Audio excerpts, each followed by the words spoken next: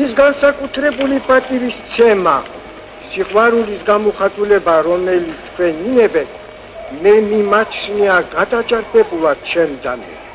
ქართული გულუხლობით აიხსნება ეს.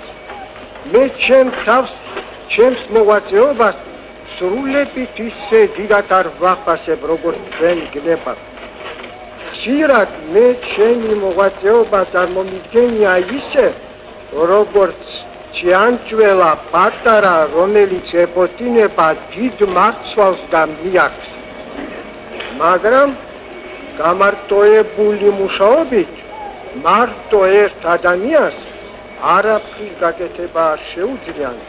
ეს იყო ჩემი ღრმა წმენა ყოველთვის, ეს რწმენა არის ამჟამადაც, როდესაც მე უკვე მოხუცებული გახლავარ და რასაკვირველია, სულ სხვანაირად მინდა ვიმსჯელო, ვიდრე მე ვსჯელობდი, როდესაც მათილდება.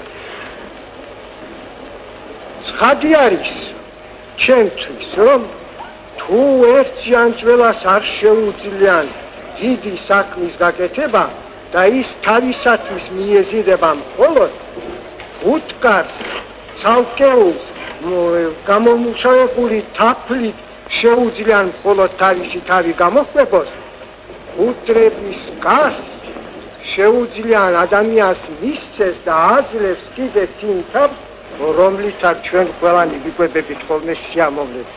და თუ ჩემს მოღვაწეობაში, განსაკუთრებით საუნივერსიტეტო მოღვაწეობაში უკვე საქართველოში მართლაც ნაყოფიერი შედეგი მოხდა, ეს აიხსნება მარტო ჩემი მუშაობით კი არა, არამედ იმით, რომ მე ბედნიერი ვიყავი, რომ ვერც მიმშვენებდნენ საუკეთესო მუშაკები, საუკეთესო სულის გვერდებით გამსჭვალული ერთი ნების ყოფის ქვეშე მოქმედი.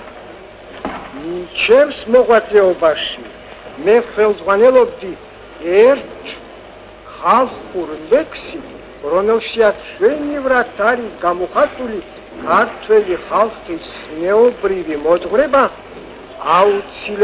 აუცილებლობის შესახებ, რომელსაც უნდა ადამიანი აკმაყოფილებდეს. კარგი ვარ, იმას ნუ იტყვი, თავს ნუ დაუწყებ ქებასა. კარგი ჩვენც მოგვეწონება, ცუდი არც თავის დედასა. როგორ ვიკადრებ მე, რომ თქვენ წინაშე ჩემს შესახებ რამე ვთქვა იმაზე მეტი, რაც ხვებს შეუძლიათ თქვა. ეს არც საკადრისია ჩემ ხურივ და არც ამას მიგარნახებს ქართველი ხალხის ზნეობრივი მოძღვრება.